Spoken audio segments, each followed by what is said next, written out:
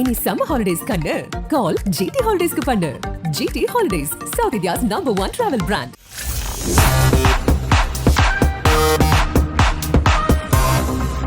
Sports Vikatan நியூஸ்க்கு வணக்கம். இது Sathya present sports Vikatan the boundary line show with Muthu power by GT holidays. CSK versus Gujarat Titans match நடந்து முடிஞ்சிருக்கு. ரெண்டு டீம்ஸுமே ஒரு மாதிரி மஸ்ட் வின் கேமாக தான் இந்த மேட்ச் இருந்துச்சு. எல்லாருமே ஒரு கரண்ட் ஃபார்ம் அடிப்படையில் பார்த்தோன்னா சிஎஸ்கே இந்த மேட்சை வின் பண்ணுவாங்க அப்படின்னு எக்ஸ்பெக்ட் பண்ணாங்க.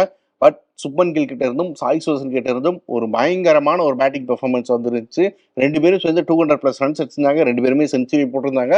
ஸோ அந்த பயங்கரமான பெர்ஃபார்மன்ஸ்னால சிஎஸ்கே வந்து இந்த மேட்சை வந்து தோத்துருக்குறாங்க. ஸோ இதனால இந்த டோர்னமெண்ட் அப்படிங்கிறது இன்னும் இன்ட்ரெஸ்டிங்காக இருக்குது. அந்த டேபிளில் பாயிண்ட்ஸ் டேபிள் வந்து இன்னுமே வந்து எக்ஸைட்டிங்காக இருக்குது. ஸோ இந்த மேட்ச்சில் சிஎஸ்கே ஏன் தோத்தாங்க, எதனால் தோத்தாங்க, இதனால் சிஎஸ்கேயோட பிளே ஆஃப் வாய்ப்பு எந்த அளவுக்கு பாதிக்கப்பட்டிருக்கு அப்படின்னு சொல்லிட்டு எல்லா விஷயங்களை பற்றியுமே நம்ம வந்து முத்துக்கிட்ட வந்து பேசி தெரிஞ்சுக்க போகிறோம். வாங்க. என்னங்க சிவாஜி இப்படி ஆகி போச்சு? டிசாஸ்டருங்க.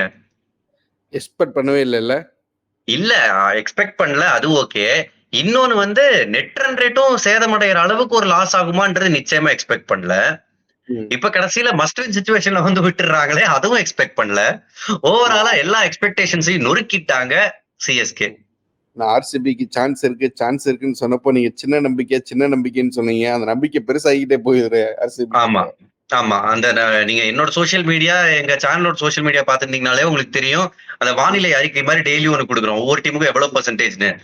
இப்ப எல்லா டீமும் குறையுது, ஆர்சிபி இது அப்படி பெர்சன்டேஜ் ஏறிக்கிட்டே இருக்கு. பட் ஸ்டில் அவங்க எஸ்ஆர்எச் தோக்கடிக்கணுமே, அது ஒரு பெரிய டாஸ்க் இருக்கு அவங்களுக்கு. அண்ணாமலை டெம்ப்ளேட் தான் ஆர்சிபிக்கு. அப்படி மெதுவா மேல ஏறிக்கிட்டு வராங்க. அடுத்து என்ன இருக்குன்னு தெரியல. பட் இருந்தாலும் சான்ஸ் இருக்கு, பாக்கலாம். நம்ம இந்த மேட்சை பத்தி பேசிடுவோம். ஃபர்ஸ்ட் இந்த மேட்ச்ல என்னங்க இப்படி ஒரு குஜராத் கிட்ட இப்படி ஒரு பேட்டிங் எதிர்பார்த்தீங்களா? ஃபர்ஸ்ட் டாஸ்ல இருந்து ஆரம்பிங்க. ஏன்னா டாஸை வந்து ரொம்ப நாள் கழிச்சு வந்து வின் பண்ணாரு ருத்ராஜ் கேக்வாட். இதுக்கு தோத்தே இருக்கலாமே அப்படிங்கிற மாதிரி தான் இருந்துச்சு. சேசிங்னு போனாரு. ஃபர்ஸ்ட் அந்த டெசிஷன்ல இருந்தே ஆரம்பிப்போம். அது சரியான டெசிஷனா தான் இருந்துச்சா? ஆமாங்க, அந்த டெசிஷன்ல ஒண்ணு தப்பு இல்லையே. தவறான போலிங் சேஞ்சஸ், மோசமான ஃபீல்டிங் மட்டும்தான் காரணமா இருந்துச்சு. இதுக்கு வந்து டாஸ் டெசிஷன் நான் சொல்ல மாட்டேன். ஏன்னா கடைசி வரைக்கும் இப்ப வந்து ஒரு 210ல ரெஸ்ட்ரிக்ட் பண்ணியிருந்தா கூட ஜெயிக்கிறதுக்கான வாய்ப்பு இன்னும் கொஞ்சம் இருந்திருக்குமே. ரொம்ப அன்ரீச்சபிள் டார்கெட்ல கொண்டு போய் விட்டாங்க. அந்த ஓப்பனிங் பேர் அவங்க தான் கேமை சிஎஸ்கே கிட்ட இருந்து தூக்கிட்டு போயிட்டாங்க. 17 ஓவருக்கு அவங்க வந்து ஒண்ணுமே பண்ண முடியல. ரெண்டு பேரும் சேர்ந்து 200+ ரன்ஸ் பார்ட்னர்ஷிப் ரொம்ப சூப்பரா வந்து ஆடினாங்க. நம்ம இந்த கிரிக்கெட் அப்படிங்கிறதே வந்து இந்த ஹார்ட் கிட்டஸ்க்கான கேம் அப்படிங்கிறத T20 அப்படிங்கிறதே மாறிட்டு இருக்கிறத பார்த்துருவோம். பட் ரெண்டு பேரும் பார்த்தீங்கன்னா ஒரு பியூரான ஒரு கிரிக்கெட், அந்த கிரிக்கெட் புக்ல இருக்கிற மாதிரியான ஒரு கிரிக்கெட் தான் ஆடினாங்க. அதை வச்சு இவ்வளவு பெரிய ரன் போகுது. எப்படி இருந்துச்சு ரெண்டு பேரோட கேம் உங்களுக்கு பார்க்கும்போது? ஐயோ சூப்பரா இருந்துச்சுங்க, செம்மையா இருந்துச்சு. நீங்க சொன்னது அப்சல்யூட்லி கரெக்ட். ஏன்னா ஒரு பக்கம் டிராவிஸ் ஹெட், அதுக்கப்புறம் அபிஷேக் சர்மா வரப்போ பிரதர்ஸ் ஆஃப் டிஸ்ட்ரக்ஷன், இவங்கதான் வந்து அண்டர்டேக்கர் கேன்றோம். அங்க ரோமன் ரெயின்ஸோட ஷீல்டு மாதிரி KKRல ரெண்டு பேர் இருக்காங்க. பட் இவங்க கிளாசிக்கல் ஸ்டைல்ல எடுத்துட்டு போனது எனக்கு ரொம்ப ரொம்ப பிடிச்சது. அதுவும் சாய் சுதர்சன் வழக்கம் போல டைம் எடுத்துட்டு அதுக்கப்புறம் ஒரு ஆக்சலரேஷன் எடுத்தாரு. சுப்மன் கில்லோட ஒரு சில ஷாட்ஸ் எல்லாம் செய்தான். பால வந்து இந்த தலையில தட்டுறாரு, இந்த தலையில குட்டுற மாதிரி. எல்லாரும் இப்ப ரோஹித் சர்மா எல்லாம் நீங்க எடுத்துக்கோங்க, கீழே இப்படி மேல அடிப்பாங்க லென்த் பால. இவர் பிளாட்டா இப்படி அடிக்கிறாரு. அது அவருக்குன்னு ஒருத்தான ஒரு டெக்னிக். அதை வச்சு சூப்பரா விளையாடினார். ஃபீல்டு மேனிபுலேஷன் எல்லாம் பிரில்லியண்டா இருந்துச்சு. அண்ட் சிஎஸ்கேவோட ஃபீல்டிங் அவங்களுக்கு ரொம்ப ஹெல்ப் பண்ணுச்சு. சிஎஸ்கேவோட ஃபீல்டிங் ரொம்ப ஹெல்ப் பண்ணுச்சு. அண்ட் அவங்ககிட்டயும் ரொம்ப கால்குலேட்டிவா எங்க ஃபீல்டு இருக்கு, எங்க கேப் இருக்குங்கிறதெல்லாம் ரொம்ப அழகா வந்து கணிச்சு ஆடினாங்க. ஸோ சாய் சுதர்சனுமே நீங்கள் சொன்ன மாதிரி ரொம்ப சூப்பராகவே ஆடினாரு. ரொம்ப நல்ல இன்னிங்ஸ் ரெண்டு பேரில். கில் சாய் சுதர்சனோடது ரொம்ப நல்ல இன்னிங்ஸ் அப்படின்னு நினைக்கிறேன். ஏன்னா நிறைய ரெக்கார்ட்ஸுமே பீட் பண்ணியிருந்தாரு. சச்சினோட ரெக்கார்டை பீட் பண்ணி வந்து ரொம்ப ஃபாஸ்ட்டாக ஒரு 1000 ரன்ஸ் அடிச்ச பிளேயர் அப்படிங்கிற மாதிரியுமே ரெக்கார்ட்லாம் வச்சிருந்தாரு. ஸோ சாய் சுதர்சனோட இந்த ப்ராக்ரஸனை வந்து எப்படி பார்க்குறீங்க? ஒரு பிளேயராக அவர் எவ்வளோ வளர்ந்துருக்கிறாரு? அவரோட ப்ரோக்ரஸ் எனக்கு ரொம்ப சந்தோஷமா இருக்கு ஸ்ரீராம். இன்ஃபேக்ட் எந்த அளவுக்குன்னா அவர் விளையாடின அந்த first TNPL season post match செரிமனிக்காக எல்லாம் ரெடி பண்ணிட்டு இருக்கோம், ஃபைனலு. ஸோ அப்ப நான் அவர் நின்றுட்டு இருக்காரு, நான் இன்டர்வியூ எடுக்கிறதுக்காக நான் பக்கத்துல நின்றுட்டு இருக்கிறப்போ சொன்னேன். அப்ப அவருக்கு என்ன வயசு 19 இருந்திருக்கும். நான் சொன்னேன், டே தம்பி ரொம்ப பெரிய ஆளா வருவ, ஜஸ்ட் உன்னோட உடம்பு இதெல்லாம் பாத்துக்கோ, நீ ஒரு கிரேட் பிளேயர். ஏன்னா நான் அவர்கிட்ட ரசிச்சது அவரோட வெறும் பேட்டிங் மட்டும் கிடையாது. அந்த ஸ்டேஜ்ல ஃபீல்டிங்ல எப்பவுமே அவுட் ஃபீல்ட்ல தான் நிப்பாரு, சர்க்கிள்குள்ள நின்னு அவ்வளவா பார்த்தது இல்ல. பட் அவர் பால் ஆன்டிசிபேட் பண்ற விதம், இதுக்கு ஓவர் த்ரோ போகாம இருக்க பேக்கப் பண்ற விதம், கேம் அவேர்னஸ் அந்த வயசுலயே அந்த பையன் கிட்ட சூப்பரா இருந்துச்சு. செம்ம ஹார்ட் ஒர்க்கிங். அண்ட் 2-3 வருஷமா பாத்துட்டு வரேன், தேவையான மசில்ஸ் எல்லாம் போட்டிருக்காரு. ம். சோ அது வந்து கொஞ்சம் பவர் கேமுக்கு ஹெல்ப் பண்ணுதுன்னு நினைக்கிறேன். பட் ஓவராலா ஒரு சின்ன பையன் நம்ம ஊர்ல பார்த்து இப்படி வளர்ந்திருக்காருன்றப்ப எனக்கு ரொம்ப ரொம்ப பெருமையா இருக்கு. ரொம்ப ஸ்கில்லாவே ஏற்கனவே வந்து ரொம்ப இயல்புலயே வந்து ஸ்ட்ராங்கான ஆள் தான். இப்போ ரீசெண்டா பார்த்தீங்கன்னா, கவுண்டிக்கு எல்லாமே போய் ஆடிட்டும் வந்தாரு. அந்த எக்ஸ்பீரியன்ஸுமே ம். வந்து இருந்துச்சு. ஃபுல்லா ஒரு மாசம் அங்க போய் இங்கிலாந்துல வந்து இருந்து, அங்க போய் ஆடிட்டு வந்தது. அந்த மாரியுமே நெறைய விஷயங்கள் வந்து பண்றாரு. அவரோட ஏஜ்ல இருக்கிற கிரிக்கெட்டர்ஸ விட ஒரு எஃபெக்ட் வந்து அதிகமா இருக்கிறத வந்து பார்க்க முடியுது. ஹார்ட் ஒர்க் அதிகமா இருக்கிறத பார்க்க முடியுது. அதுக்கான பலன் தான் வந்து இப்போ அவருக்கு வந்து கிடைச்சிட்டு இருக்கு இல்லையா? நிச்சயமா அந்த ஹங்கர் இருக்கு. பெருசா பண்ணணும் அப்படின்ற ஒரு பசி இருக்கு அந்த இளைஞர்கிட்ட. இன்னும் நெறைய பண்ணுவாரு பாருங்க. இன்னும் நேஷனல் டீமுக்காக நெறைய பண்ணுவார் சாய் சுதர்ஷன். ம். அதையும் நம்ம பார்க்க தான் போறோம். ஸோ இன்னைக்கு ஏன்னா கடைசியில வந்து என்னன்னா, சாய் சுதர்ஷனுக்கு மேன் ஆஃப் த மேட்ச் இருக்குமோ அப்படின்னு நம்ம எதிர்பார்த்தோம். பட் வந்து கில்லுக்கு குடுத்திருந்தாங்க. இத எப்படி பார்க்குறீங்க? நம்ம வந்து குறையே சொல்ல முடியாது. 2 பேருமே ஒரு ரொம்ப ஈக்குவலான ஒரு நல்ல இன்னிங்ஸ் தான். ஒருத்தரோட இன்னொருத்தர் பெரிய ஸ்கோர், பயங்கர டெஸ்டிக் ஆனா சொல்ல முடியாது. ரொம்ப ஈக்குவலா ஆடிட்டாங்க. ம். பட் இருந்தாலுமே சின்னதா ஒரு ஒரு இது இருந்துச்சுல்ல. சாய் சுதர்ஷனுக்கு குடுத்துருக்கலாமே அப்படின்னு. அது இருந்துச்சுங்க. இப்பலாம் இந்த ஷேர்டு குடுக்கறது இல்ல. முன்னாடிலாம் 2 பேருக்கு பிரிச்சு குடுப்பாங்க. ம், ம், ம். இப்பலாம் அது குடுக்கறது இல்ல. எதனாலன்னு தெரியல. பட் நீங்க சொல்றத நானும் ஒத்துக்கிறேன். இவர் டிசர்வ் பண்ணாருன்னா, அவரும் டிசர்வ் பண்றாரு. இல்ல 2 பேருக்கும் வேணாம்டா நான் மோஹித் சர்மா குடுத்துடுறேன்னு கூட டிசைட் பண்ணிருக்கலாம். அதையும் பண்ணாம விட்டாங்க. பட் அது சாட்டர்டே நீங்க சொன்ன மாரி சாட்டர்டே குடுக்கிறதா இருந்தா, இந்த மேட்ச் தான் வந்து ரொம்ப ஆப்ட்டான மேட்சா வந்து இருந்திருக்கும். ரொம்ப எக்ஸாக்ட்லி. சரியான ஒரு மேட்சா வந்திருக்கும். அத வந்து மிஸ் பண்ணிட்டாங்க. சரி வந்து அந்த க்ரூ மிஸ் பண்ண மாரியே சிஎஸ்கேவும் மிஸ் பண்ணாங்க. பவுலிங்ல.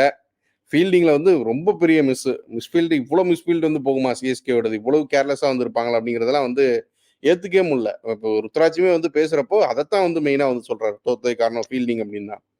நிச்சயமா. துஷார் தேஷ்பாண்டே விட்ட கேட்ச்லாம் மேபி அவர் கேட்ச்க்கு போகாம இருந்திருந்தாலே 1 பவுன்ஸ் 4 தான் போயிருக்கும் போல. அவர் வந்து இந்த வாலிபால்ல நம்ம வாலிபால் விளையாடுறப்ப நெட் பக்கத்துல நின்னுப்போம். அதாவது நெட் நமக்கு பின்னாடி இருக்கும். வர பால இப்படி ரிசீவ் பண்ணி அடிப்போம். நெறைய தடவ பண்ணிருப்போம். 3 டச்சா இருந்தா. இவரு அதத்தாங்க பண்ணியிருக்காரு. இப்படி வந்த பால புடிச்சு இப்படி பின்னாடி தள்ளி விட்டாரு. அதுல ஒரு 6. இது எப்படி எரியற தீயில பெட்ரோல ஊத்துற மாதிரி விட்டது கேட்ச். அதுக்கப்புறம் 6. அண்ட் எவ்வளவு ஃபீல்டர்ஸ் தான் ஒளிச்சு வைக்க முடியும் டீம்ல. Mitchell one of the best fielders. அவர்தான் பவுலிங் போடுறாரு. ம். அங்க ஒரு மிஸ். அப்புறம் ஒரு ஓவர் த்ரோ. அவ்வளவு பேசிக். மிச்சல் சாண்டனர் பால இங்க நியூசிலாந்துக்கே அடிக்கிறாரு. அத ரச்சின் ரவீந்திரா மில்டன் நீ எங்க இங்கன்னு பந்து இங்க வந்துச்சுன்னு அதை காவா விடுறாரு. அது ஒரு போர் போச்சு. இதெல்லாம் ரொம்ப பேசிக் விஷயங்கள் ஸ்ரீராம். அதுவே தப்பா போச்சு ஃபீல்டிங்ல. வழக்கமா வந்து இந்த அளவுக்கான எரர் பண்ற டீம் இல்ல சிஎஸ்கே வந்து. ஒரு ஃபீல்ட்ல ரொம்ப பேசிக்கான திங்ஸ்ல வந்து கரெக்ட்டா இருக்கணும்னு நெனைப்பாங்க. பட் இது ஒரு கன்சிஸ்டன்சி இல்லாம இந்த வாட்டி இப்படி இருக்கிறது அப்படிங்கிறது எதனாலன்னு நெனைக்கிறீங்க? இல்ல டீம்ல வந்து இப்போ எக்ஸ்ட்ராடினரி ஃபீல்டர்ஸ்னா நான் வந்து 2 பேரை பிக் பண்ணுவேன். ஒன்னு வந்து ஜடேஜா, இன்னொன்னு வந்து சாண்டனர்.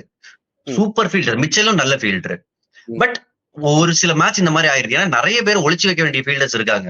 இல்ல உங்களுக்கு வந்து ஒரு ஒரு மொயின் அலி வந்து அவ்வளவு நல்ல ஃபீல்டர் கிடையாது. ரஹானே ஃபீல்டிங் வந்தா அவர் நல்ல ஃபீல்டர். அதுல காம்ப்ரமைஸ் கிடையாது. அவர் இந்த வயசுலயே சூப்பர் ஃபீல்டர். பட் அவரையும் தாண்டி இப்ப வந்து ஷார்துல் தாக்கூர் ஒரு சேஃப் கேச்சர். அதை தாண்டி அவர் வந்து பயங்கர அத்லெட்டிக்கா தாவி அந்த மாதிரி எல்லாம் பிடிக்கிற ஆள் கிடையாது. சோ அவர் உட்பட நிறைய பேர் வந்து எவ்வளவு இடத்துல தான் T20 கிரிக்கெட்ல பதுக்க முடியும். அண்ட் ஹாட் ஸ்பாட்ல நீங்க வந்து ஸ்டாண்டர்டா 2 பிளேயர்ஸ் மார்க் பண்ணிடுவீங்க. ஒன்னு ருத்ராஜ் கெய்க்வாட் இருக்காரு. இன்னொன்னு வந்து most of the time Daryl Mitchell இருக்காரு. அந்த டைம் டாரல் மிச்சல் போலிங்ல இருந்தாரு. ஸோ இதெல்லாம் தான் பிரச்சனை இருந்துச்சு. என்னன்னா, ஆனா வந்து குஜராத்தோட இன்னிங்ஸ் முடியும்போது, நம்ம வந்து கில்லும், இவர் சோசனும் போயிட்டு இருந்த வேகத்துக்கு ஒரு 250 பிளஸ் போயிருவாங்க போல அப்படின்னு தான் எக்ஸ்பெக்ட் பண்ணோம். பட் கடைசி அந்த 2-3 ஓவர் கொஞ்சம் இறுக்கி பிடிச்சு, ஒரு 10-20 ரன் கொஞ்சம் கம்மியா கொண்டு வந்து அந்த 230 கிட்டயே வந்து நிப்பாட்டினாங்க. அது வந்து ஒரு பாசிட்டிவான விஷயமா இருந்துச்சு. ஆமாங்க. என் தலைவன் தாக்கூர் தான் வந்து லீஸ்ட் எக்ஸ்பென்சிவ் போலர். அப்ப பாருங்க. அப்படி இருந்துச்சு. அண்ட் கேப்டன்சியும் எனக்கு தெரிஞ்சு அவங்க 2 பேர் அடிச்சுக்கிட்டு இருக்காங்க. ஓகே. நீங்க வந்து டாரல் மிச்சலுக்கு 4 ஓவர் குடுக்குறீங்க. ஓவர் நல்லா போட்டாரு. அதுல ஏதோ ஐ திங்க் 6 7 ரன் தான் போச்சு. ஆனா திரும்ப அவருக்கு 2 ஓவர் கொடுத்தாச்சு. 3 ஓவர் லாஸ்ட் ஓவர்லாம் அவ்வளவு ரன் போகுது. அதுக்கு நீங்க ஒரு சான்ஸ் எடுக்கணும்ல.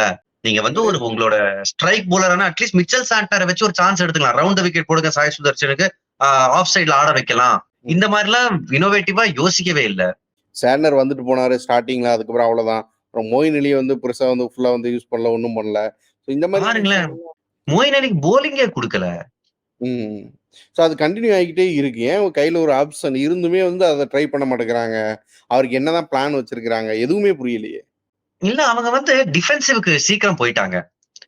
இப்ப டிஃபென்சிவ்னா இவங்க வந்து அடிக்கிறாங்க, விக்கெட் எடுக்க வேண்டாம், ரன்னை குறைப்போம், ரன் ரேட்டை குறைப்போம்னு சொல்லிட்டு தான் இந்த மாதிரி மூவ்ஸுக்கு போறாங்க. பட் நீங்க விக்கெட் எடுத்தாதான் ரன் ரேட் குறையும். கடைசியில எப்படி ரன் ரேட் குறைஞ்சிச்சு? 2 செட்டில் பேட்டர்ஸ் அவுட் ஆனாங்க. அதுக்கப்புறம் தான் ரன் ரேட் குறைஞ்சிச்சு. சோ டிஃபென்சிவ்க்கு ரொம்ப சீக்கிரம் போயிடக்கூடாது. நிறைய டீம்ஸ் இந்த தப்பு பண்றாங்க. சரி, இப்போ வந்து அந்த ஃபர்ஸ்ட் ஹாஃப் வந்து முடிச்சிருவோம். அது ஃபுல்லாக வந்து குஜராத்துக்கு சாதகமாக தான் இருந்துச்சு. பேட்டிங் இப்போ வருவோம். பேட்டிங்குமே ஸ்டார்டிங்ல வந்து சிஎஸ்கே விட்டாங்க. அந்த பவர் பிளேல இவ்வளோ பெரிய ஸ்கோருக்கு தேவையான அந்த மொமெண்டம் வந்து கிடைக்கல சிஎஸ்கேக்கு. எக்கச்சக்கமான பிரச்சனைகள் இருந்துச்சு. ரச்சின் உள்ள வந்திருந்தாரு. ரச்சினுக்கு அந்த ஓப்பனிங் ஸ்பாட்டை கொடுத்துட்டு இவர் ருத்ராஜ் வந்து நம்பர் 3 போயிருந்தாரு. அண்ட் ரஹானேக்கு இன்னொரு சான்ஸ். ரஹானே திரும்ப இந்த சான்ஸ்லையும் ஃபெயிலியர் ஆயிருக்கிறாரு. கண்டினியூ ஆகுது திரும்ப திரும்ப. ரஹானே இந்த டீமுக்கு தேவைதானா? அதுவும் அந்த ஓப்பனிங் ஸ்பாட்டுக்கு வந்து தேவைதானா? என்னோட பதில் இல்ல. இவ்வளவு வாய்ப்புகள் கொடுத்தாச்சு. இதுக்கு மேல அடுத்த ஒரு வாய்ப்புல அடிச்ச உடனே சொல்லுவாங்க இதனாலதான் சான்ஸ் கொடுத்தாங்க அப்படின்னு. பட் அதுக்காக கையில நிறைய மேட்சஸ் போச்சு அவர் மேல நீங்க வந்து நம்பிக்கை காட்டி. அண்ட் இன்னொரு விஷயம், நம்ம ஃபீல்டிங்கை பத்தி பேசணும். ஓவர்லயே ஃபீல்டிங்கோட இம்பார்ட்டன்ஸ் காமிச்சாங்களே. David Miller one of the best fielders.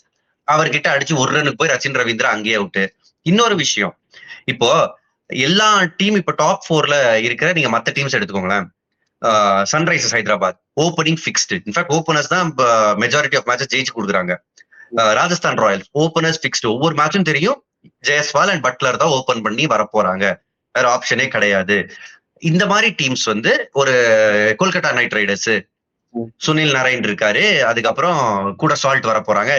இங்க டாப் 4ல பாயிண்ட்ஸ் டேபிள் இருக்கிற டீம் இங்க ஒரு ஃபிக்ஸ்ட் ஓப்பனிங் காம்பினேஷன் 12 மேட்சுக்கு அப்புறமும் இல்லைன்னா எப்படிங்க? அதுவும் ருத்ராஜ்க்கு வந்து அந்த ஓப்பனிங் ஸ்பாட் தான் அவரோட ஃபுல்லா எபிலிட்டி வர்ற ஸ்பாட் அப்படிங்கிறது தெரியுது. அங்கதான் வந்து பெரிய பெரிய ஸ்கோர் அடிக்கிறாரு. அவர் நம்பர் 3க்கு வர வேண்டிய தேவை என்னதான் வந்து இருக்குது. எக்ஸாக்ட்லி. இன்ஃபேக்ட் 2 ஓப்பனர்ஸ்லயே இப்ப சிஎஸ்கேவுக்கு செட்டில் ஓப்பனிங் காம்பினேஷன் இல்ல, ஒத்துக்கிறேன். பட் அதுலயும் என்னதுன்னா அதுல ஒருத்தர் செட்டில்டு, அது ருத்துராஜ் கெய்க்வாட்.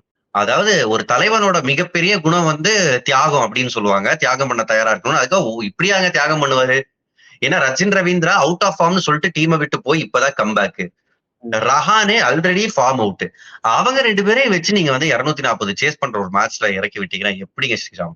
பட் இருந்தாலுமே கொஞ்சம் இடையில ஒரு சின்ன நம்பிக்கை தெரிஞ்சது. மொயின் அலி, டேரில் மிச்சல் ஒரு மாதிரி வந்து கொண்டு போனாங்க. பட் இருந்தாலும் கடைசியில அந்த பவர் பிளேல அந்த பெரிய புஷ் கிடைக்கல அப்படிங்கிறதா பிரச்சனையா வந்து நின்றுச்சு. கடைசியில பார்த்தோன்னா கடைசி 5 ஓவர்லாம் பார்த்தோன்னா ஓவருக்கு 18 ரன்னுக்கு மேல ஆல்மோஸ்ட் வந்து இம்பாசிபிள் அப்படிங்கிற மாதிரி தான் வந்து போய் நின்றுச்சு. ஜடேஜா, தூபே, தோனி யாராலையுமே வந்து முடியல. ஓவராலா பேட்டிங்ல வந்து பெரிய சொதப்பல் அப்படின்னு தான் சொல்லணும் இல்லையா? எக்ஸாக்ட்லி. அண்ட் இவ்வளவு நாள் நிறைய ரன்ஸ் கொடுத்த மோஹித் சர்மா ரொம்ப நல்லா போட்டாரு. அவர் கேம நல்லா ஸ்கொயருக்கு எடுத்துட்டு போனார். நிறைய ஸ்லோ ஓவர்ஸ். ஏன்னா சிஎஸ்கே வந்து செகண்ட் ஹாஃப் ஆஃப் த இன்னிங்ஸ்ல ஷார்துல்லா என்ன பண்ணாருன்னா வெறும் பேஸ் ஆஃப் தான், நக்கிள் பால் இல்லைன்னா off cutter, back of the slower ball எல்லாம் துஷார் தேஷ்பாண்டே போட்டுதான் விக்கெட்ஸ் எல்லாம் கிடைச்சிச்சு. சோ இவங்க அதை பார்த்துட்டு ஆல்ரெடி அதே பிளான்ல இருந்தாங்க. அங்க வந்து அவங்களுக்கு இந்த பிட்ச்ல எப்படி போடணும் அப்படின்றத பெட்டரா கொஞ்சம் ஏர்லியாவே கணிச்சிட்டாங்க. மிடில் ஓவர்ஸ்ல பிரச்சனை இருந்துச்சு. பட் ஸ்பின்னர்ஸ் கேம்ல இருந்து சிஎஸ்கே பண்ண மாதிரி அவங்களும் எடுத்துட்டாங்க. அதுக்கப்புறம் ஸ்பின்னர் ராஷித் கான் எப்ப வந்தாருன்னா தோனி பேட்டிங்க்கு வந்தோன்னு தான் ராஷித் கான் வந்தாரு. ஒரு சில சிக்ஸஸ் போச்சு. பட் அதுக்குள்ள கேமே முடிஞ்சிருச்சு. எல்லாருக்கும் வந்து ஒரு சின்ன திருப்தி, சின்ன ஆறுதல்னா வந்து அதுதான் வந்து இருக்குது. தோனி அடிச்ச சிக்ஸஸ் அதை எப்படி எடுத்துக்கிறது அப்படின்னு தெரியல. அதெல்லாம் எடுத்துக்க தேவையில்லை ஸ்ரீராம். அதெல்லாம் வந்து என்ன சொல்றது, இப்ப வெறும் தோனின்னு சொல்லிட்டு இருக்காங்க. இப்ப ஒரு டீம்ஸ் போட்டா நீங்க பாத்தீங்கன்னா அந்த ரன்ஸ் வந்து கடைசியில இம்பார்ட்டன்டாவே அமையல. இம்பாசிபிள் சிச்சுவேஷன் தான். யாரா நினைச்சிருந்தாலும் அடிச்சிருக்க முடியாது. பட் அதுக்காக அந்த 3 6 போச்சு, அதை நான் ஆறுதல் பரிசா வச்சுக்கணும். எனக்கு ஆறுதல் பரிசு வேணாங்க, எனக்கு முதல் பரிசு வேணும். வின்னு தானே முக்கியம். கண்டிப்பா. ஏன்னா அதை பத்தியும் நிறைய பேர் பேசிட்டு இருக்காங்க. அப்படிங்கிறப்ப நம்ம வந்து என்ன பண்றது? பேசட்டும். அவங்களுக்கு சந்தோஷம்னா சூப்பர், 1 லைக். ஓகே, நம்ம வந்து இதை தாண்டி போயிடுறது நல்லதுன்னு நினைக்கிறேன். ஸோ அடுத்து போயிடலாம், ஓடிடலாம். அடுத்து என்ன அப்படின்னா வந்து ருத்ராஜ் பேசும்போது இன்னொரு விஷயம் சொன்னாரு. எங்களுக்கு வந்து உடனே அடுத்த கேம் வந்து இருக்கு, நாங்க உடனே வந்து டிராவல் பண்ண போறோம். அது வந்து டே கேமா இருக்கு. சென்னையில ரொம்ப நம்ம பார்த்துருப்போம், ரொம்ப ஹீட்ல ஆட போறாங்க. ரொம்ப வந்து ஒரு சவால் அளிக்கக்கூடிய மேட்சா இருக்கும் சிஎஸ்கே பொறுத்த வரைக்கும். அந்த ஆர்ஆர் கூட ஒரு டாப்ல இருக்க டீம் கூட ரொம்ப கஷ்டம் தான் இல்லையா? இப்படி ஒரு தோல்விக்கு அப்புறம் உடனே டைம் எதுவும் கேப் இல்லாம அடுத்த மேட்ச் இவ்வளவு பெரிய டீம் கூட அப்படிங்கிறது எக்ஸாக்ட்லி ரொம்ப கஷ்டமா இருக்கு. போகுது எக்ஸ்ட்ரீம் கண்டிஷன்ஸா இருக்கு. உங்களுக்கு தெரியும், நீங்க சென்னையில இருக்கீங்க, நான்லாம் பாம்பேல இருக்கேன். எவ்வளவு ஹீட்னு உங்களுக்கு தெரியும். பிளேயர்ஸ் ரொம்ப கஷ்டப்பட போறாங்க. யாரு பெட்டரா அடாப்ட் ஆகுறாங்களோ அவங்க தான் வின் பண்ணுவாங்க. பட் லெட்ஸ் ஹோப் சிஎஸ்கே வந்து இதுக்கப்புறம் ஒரு வேக்கப். ஏன்னா சில சமயம் இந்த மாதிரி ஒரு தோல்விக்கு அப்புறம் உங்களுக்கு பிரேக் இல்லைன்னா பரவாயில்ல, வாடா அடுத்த மேட்ச் நம்ம போய் ஆடிடலாம்டா அந்த மாதிரி தோணும். அடுத்த கேம் திருப்பி கொடுக்கலாம்டா அப்படின்ற ஒரு ஆட்டிடியூட்ல விளையாடினாங்கன்னா சூப்பரா இருக்கும். சரி, இப்ப பாயிண்ட்ஸ் டேபிளுக்கு வாங்க. இப்போ உங்க ஆ. மனநிலை எப்படி இருக்கு? இன்னும் ஓப்பன் ஆகி இருக்குது டேபிள் எப்படி? ஓப்பனா இருக்கு. இன்ஃபாக்ட் அந்த நான் கூட ட்விட்டர்ல ஷேர் பண்ணியிருந்தேன். இந்த கண்ணால் அடி தின்னு ஆசையால 3 பேர் இப்படி எட்டி பார்ப்பாங்க. அந்த ஹீரோயின் வரப்போ. அது மாரிதான். சிஎஸ்கே சறுக்க சறுக்க டிசி, எல்எஸ்ஜி, ஆர்சிபி எல்லாம் அப்படியே எட்டி பார்க்கறாங்க. நமக்கும் வாய்ப்பு இருக்கே அப்படின்னு. அவங்க எல்லாருக்கும் எல்எஸ்ஜியை தவிர எல்எஸ்ஜி மொமெண்டம் இல்ல. மத்தபடி அடுத்த 2 டீமுக்கும் மொமெண்டம் இருக்கு. டிசிக்கும் மொமெண்டம் இருக்கு. ஆர்சிபிக்கு மொமெண்டமா இருக்கு. இன்ட்ரெஸ்டிங்கா இருக்க போகுது. இது சிஎஸ்கே மட்டும் ஆர்ஆருக்கு எதிராக தோத்தாங்கன்னா ஒரு சில ரிசல்ட்ஸ் வந்து ஆர்சிபிக்கு ஃபேவரா போச்சுன்னா அது நாக் அவுட் மேட்ச் அமையலாம் சின்னசாமி ஸ்டேடியம்ல. ஆமா, ரொம்ப ரொம்ப ரொம்ப ரொம்ப சூப்பரான மேட்சா வந்து போய் முடிய போகுது அந்த மே 18 சிஎஸ்கே வெர்சஸ் ஆர்சிபி அப்படிங்கிறது. அதை பத்தி நம்ம வந்து இன்னும் பேசலாம், நாள் இருக்கு. ஆமா, பட் ஆர்சிபிக்கு ஒரே இது என்னதுன்னா அவங்க எஸ்ஆர்ஹெச் ஒரு மேட்ச் விளையாடணும். ஏற்கனவே விளையாடி தோக்கடிச்சிருக்காங்க, இல்லன்னு சொல்ல. எப்போ அவங்கள சேசிங் பண்ண சொல்லி போச்சுல, இப்ப போன மேட்ச் அவங்க நல்லா சேஸும் பண்ணிட்டாங்க. சோ அந்த மேட்ச் ஆர்சிபி எப்படியா பயங்கரமா ஆடி ஜெயிச்சிட்டாங்கன்னா அவங்களோட வாய்ப்புகள் சூப்பர். அது சிஎஸ்கே மேல எக்ஸ்ட்ரா பிரஷரா இருக்கும். ஏன்னா சிஎஸ்கே ஆர்ஆர் கிட்ட தோத்துட்டு வரலாம் அப்படி ஆர்சிபிக்கு ஃபேவரா ரிசல்ட்ஸ் இருந்துச்சுன்னா. அது இன்னும் போகும்ல, எஸ்ஆர்ஹெச்சுக்குமே அது பெரிய பின்னடைவா மாறும், அவங்களுக்குமே தலைவலியா மாறும். ஆமா, இன்னும் ஓப்பன் ஆகும் டேபிள். நீங்க இந்த 2 டீமை பத்தி மட்டும் பேசிட்டு இருந்தீங்கன்னா குறுக்க இந்த கௌஷிக் வந்தாலும் டெல்லி கேபிட்டல்ஸ் வருவாங்க. அவங்களுக்கும் ஈக்குவேஷன் எடுக்க முடியாது. இந்த ஈக்குவேஷன் எதுவும் வேணாம். நீங்க வந்து சாட்டர்டே வந்து ஜாலியா என்ஜாய் பண்ணுங்கன்னு சொல்றது தான் Calcutta versus Mumbai Indians match கல்கத்தால வச்சு நடக்க போகுது. பெருசா டேபிள்ல இந்த மாற்றத்தையும் இந்த மேட்சை வந்து கொண்டு வந்துட போறது இல்ல. மும்பை ஜெயிச்சாலும் மும்பை வந்து அங்கனே வந்து செட்டில்டா இருக்க போறாங்க. கல்கத்தா ஜெயிச்சாலும் மேல அவங்க இடத்துல அவங்க செட்டில்டா இருக்க போறாங்க. ஆனா இந்த மேட்ச்ல என்ன எக்ஸ்பெக்ட் பண்ணலாம்? என்டர்டெய்னிங்கான மேட்ச் இல்ல, யாருக்குமே வந்து பாட்டம் ஆஃப் த டேபிள்ல பினிஷ் பண்ண வேண்டாம். அது பிரைஸ் மணி ஆக்சுவலா வேரி ஆகும், அதெல்லாம் ஒரு பக்கம் இருக்கட்டும். எந்த டீமும் அதுக்கு கேரி பண்றது இல்ல. பட் ஸ்டில் அது ஒரு கௌரவம் இல்ல. நீங்க வந்து ஏற்கனவே இப்ப பஞ்சாப் அந்த இடத்துல இருக்காங்க. மேபி பஞ்சாப் அடுத்து ஜெயிச்சிட்டாங்கன்னா இவங்க தள்ளப்படலாம். சோ மும்பை வந்து தன்னோட பெஸ்ட் ஃபுட் ஃபார்வர்டை வச்சு விளையாடணும். அங்க கேம் கொஞ்சம் மேபி இன்ட்ரெஸ்டிங் ஆகலாம். சோ யார் ஜெயிப்பாங்க? உங்களோட பிக் என்ன? கல்கத்தாவா மும்பை? KKR home ground. இல்ல, நான் நம்பர்ஸ்னு பாத்தீங்கன்னா எல்லாமே மும்பை இந்தியன்ஸ் டுவர்ட்ஸ் ஆகிருக்கு. இந்த சீசன் இக்னோர் பண்ணிருக்கேன். ஓவராலா கேகேஆர் 10 தடவை ஜெயிச்சிருக்காங்கன்னா இந்த ஃபேஸ் ஆஃப்ல எம்ஐ 23 தடவை ஜெயிச்சிருக்காங்க. ஈடன் கார்டன்ஸ்லயே கேகேஆர் 3 தடவை தான் ஜெயிச்சிருக்காங்க. இந்த 2 டீமும் மோதினப்போ மும்பை 7 தடவை ஜெயிச்சிருக்காங்க. ஹிஸ்டரி மும்பை பக்கம் இருக்கு. பட் கரண்ட் ஃபார்ம் மும்பை பக்கம் இல்ல. போன மேட்ச் நத்திங் டு லூஸ்னு வந்தாங்க. ஒரு இன்ட்ரெஸ்டிங்கான கேம் பார்த்தோம். சூரியகுமார் யாதவ் அபாரமா விளையாடினாரு. அந்த மாதிரி விஷயங்கள் அங்க ஃபார்முக்கு போகுது. பட் ஸ்டில் கேகேஆர் அவங்க கண்டிஷன்ஸ் இன்னும் பெட்டர் நினைக்கிறேன். ஏன்னா கொஞ்சம் திரும்ப விக்கெட் கொடுத்தா மும்பை மாட்டலாம். அது அவங்க மனசுல இருக்கும். ஓகே, பிளேயர்ஸ் யாரை சூஸ் பண்ணுவீங்க? மும்பைக்கு ரோஹித்தை சூஸ் பண்ணுவீங்களா? நான் சூஸ் பண்ணுவேன். ஏன்னா இந்த கிரவுண்ட் அவரோட ஃபேவரட் கிரவுண்டு. அண்ட் அவர் அடிச்சும் கொஞ்ச நாள் ஆகுது. வேர்ல்ட் கப்புக்கு முன்னாடி அவரும் ஃபார்முக்கு வந்துட்டாரு அப்படின்ற ஒரு நற்செய்தியோட போலாமே. அவரை நான் பிக் பண்றேன். ஏத்த மேட்ச் இதுதான். ஏன்னா கேகேஆர் கூட ரொம்ப நல்ல ரெக்கார்டு எப்பவுமே வந்து அவருக்கு இருந்திருக்கு. அந்த இது அப்படி கண்டினியூ ஆச்சு அப்படின்னா அவர் ஃபார்முக்கு வர்றதுக்கு ஏத்த மேட்ச் வந்து இதுதான் நம்ம எக்ஸ்பெக்ட் பண்ணலாம். சரி, அந்த பக்கம் கொல்கத்தால இருந்து கொல்கத்தால நான் வந்து வெங்கடேஷ் ஐயர் சொல்லுவேங்க. ஏன்னா வாங்கடையில நல்லா பண்ணிருக்காரு. மும்பை இந்தியன்ஸோடய ஓவராலா அவரோட ரெக்கார்ட் ரொம்ப பெட்டரா இருக்கு.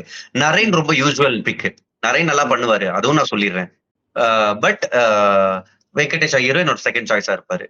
ஸோ பயங்கரமான ஒரு நீங்க சொல்ற சாய்ஸ் எல்லாம் பார்க்கும்போதே வந்து ஹை ஸ்கோரிங் கேமா இருக்க போகுது. ஒரு பேட்டிங் பிச்சா இருக்க போகுது. கல்கத்தால நடக்க போகுது. மேபி கம்பீர் கொஞ்சம் திரும்புற விக்கெட்டும் கொடுக்கலாங்க. ஏன்னா அவரு இப்ப கம்பீர் நிச்சயமா இப்ப என்ன யோசிச்சுக்கிட்டு இருப்பாருன்னா, நம்ம வந்து பிளே ஆஃப் மேட்ச் அகமதாபாத்ல ஆட போறோம். அகமதாபாத்ல ஒரு சில தடவை கொஞ்சம் ஸ்டிக்கி விக்கெட் வந்திருக்கு. இந்த பிச் கூட இன்னைக்கு குஜராத் பயங்கரமா பேட்டிங் ஆடினாங்க. பட் அது வந்து ரொம்ப இந்த சின்னசாமி மாதிரியோ வாங்கடையில பாரம்பரிய வாங்கடை மாதிரியோ அந்த பிளாட் விக்கெட் கிடையாது. சோ அவர் மனசுல ஓடிக்கிட்டு இருக்கும், சென்னையில திரும்புற விக்கெட் கிடைச்சா நம்ம எப்படி விளையாடணும், அகமதாபாத்ல கிடைச்சா எப்படி விளையாடணும், அதுக்கு இதை ஒரு ப்ரிப்பரேஷன் தளமா யூஸ் பண்ணிக்கலான்ற ரேஞ்சு கௌதம் கம்பீர் அவ்வளவு தொலைநோக்கா யோசிச்சுக்கிட்டு இருப்பாரு இந்த டைம்ல. சோ கௌதம் கம்பீரோட திட்டமிடல் படி இது வேற மாதிரி பிச்சா இருக்கும், வாய்ப்புகள் இருக்கலாம்ன்றேன். இருந்தா ஆச்சரியப்படுறதுக்கு இல்ல. அப்படி இருந்தா வேற மாதிரி கேமா இருக்கும். நான் அதுவுமே இன்ட்ரெஸ்டிங்கா தான் இருக்கும். ஒரு பவுலிங்கு இங்க 2 ஸ்பின்னர்ஸ் பயங்கரமா இருக்கிறாங்க. அங்க பார்த்தோன்னா பியூஷ் சாவ்லா வந்து திடீர்னு வந்து ஒரு வேலையை காமிச்சிடுறாரு பிச்சில் ஒரு பக்கத்துலையும். ஸோ அதுவுமே ஒரு மாதிரி இன்ட்ரெஸ்டிங்கா தான் போகும். வெயிட் பண்ணி பார்க்கலாம் 2 சைட்ல எந்த சைடு வந்து வின் பண்றாங்கன்னு. பெருசா வந்து பாயிண்ட்ஸ் டேபிள்ல வந்து எந்த எஃபெக்டையும் கொடுக்காத ஒரு மேட்ச் அப்படிங்கிறதுனால ஜாலியா வந்து எல்லாரும் வந்து பார்க்கலாம்.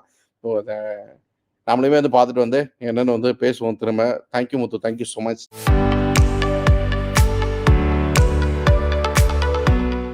இனி சம்மர் ஹாலிடேஸ் கண்ணு கால் ஜிடி ஹாலிடேஸ்க்கு பண்ணு. GT Holidays, South India's #1 travel brand.